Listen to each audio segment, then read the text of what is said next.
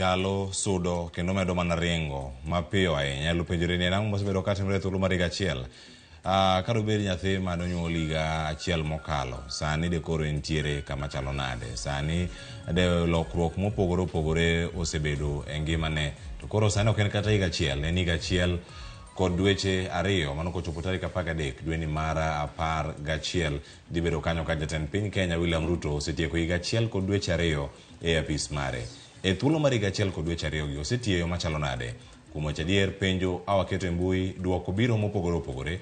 Nitie jogo mamor gokenge moseketi, nitie jogo ma ok mor mana kaka igeno ni piny nyalo bedo gi paro mopogore opogore. Kendo kawuono yienwa mondo mi wabed kod twak maket kod mae ka wada penji ni chal mar wach ten mane ini nene e yo machalo nade kotenore kod tich ma jatend piny Kenya William Ruto osebedo ka timo kata mosebedo kacha ka otiyo e thuolo gi duto arno bed jatend piny Kenya. Okinyi ma kawuono mano biro mana kodong' mana seche manok to jatend piny Kenya twak kod jogo mantiere e od bura. Mano odiochieng' makiny kochiwo twak mare chal mar piny Kenya. Kawuono wakuong kendo wamiye mak se gigo mopogore opogore mosetimo mabecho moko osedhine maber, bende ang' wabed ka mondo mi warang kendo wanon gi achiel kachiel. Arwake e chenro mar Mbako Romo. Bed koda nyaka giko e chenro ni mabende yudo achiel kachiel kwa le mbui magwa mag tudruok mag Ramogi TV, Facebook, X kod mano mar YouTube yudowa live ka wantiere kar kacha yudowa Ramogi TV kar be intudi koda e mbui ga duto te yuda kacha Cleophas Locha rwaki ni machiegni bed koda kae nyaka giko ka wabiro nyaka e kaunti mari odiochieng' ni makawuono. Nyinga Cleophas Loch jagisumo kanya kwar mokeo nyaka sango. Wachako mana twako kinyi makawuono ka antiere kae kod wenda ariyo. Antie kae kod Tom Nduku maben jalonye weche go Margarita kachel koda ka janon siasa. Kawuono wadani mundu wawinja neni ento onene eyo machalo nade. Kachel koda ka jalonye weche mag omenda kod mago mag uchumi FCPA Bernard Siero wantiere kod giduto kinyi makawuono. Kenda rogi machiegni e chenro kinyi makawuono. Yaure ya utluo kendo machiegni uru okinyi makawuono. FCPA Bernard Siero ichio yo machalo nade odiochieng' makawuono. Ero kamano Cleopa, achiew maber, ogero kamano.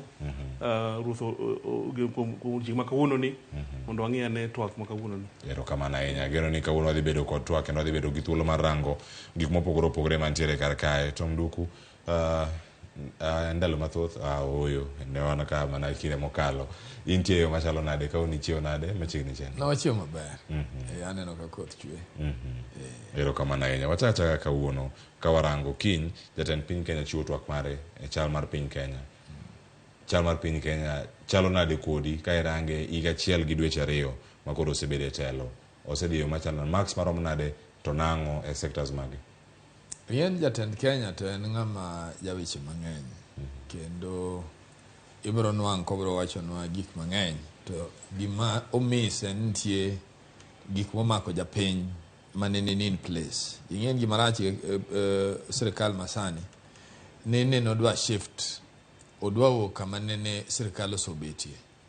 To odwa kendo obendo biro kendo gumpango mare manyien. To mpango mare manyien okoro kudonji gi gik mane sirkal kama ne sirkal osechope. Nitie gima jo Kenya noso gain through struggle. Kirango 202 kanene locho kuom jatelo machon President Moi Buki Baki odonjo. Jatend piny no biro gi million free education.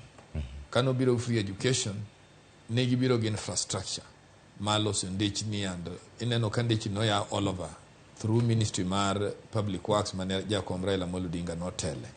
Ne nitie health maida ne ngama ne ji ok ong'e ni nyalo perform to maida almost succeeded in health.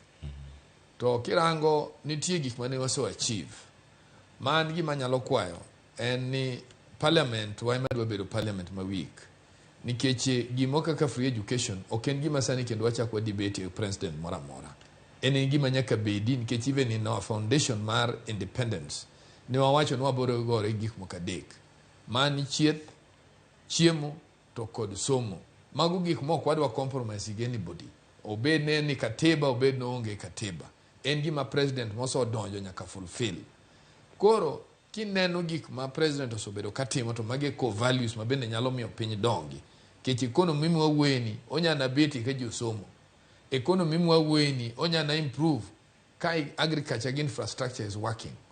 Iwinjo kineno pesa ni kapin ka Tanzania Tanzania obed railway, they are much ahead of us.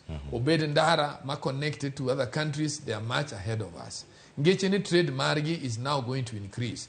Kata ka gionge chiemo magi transport, to madonjo bro donjo mayot. And that is the way the economy dongoga. Economy ok nyal dongo from gik mang'eny miwachogi.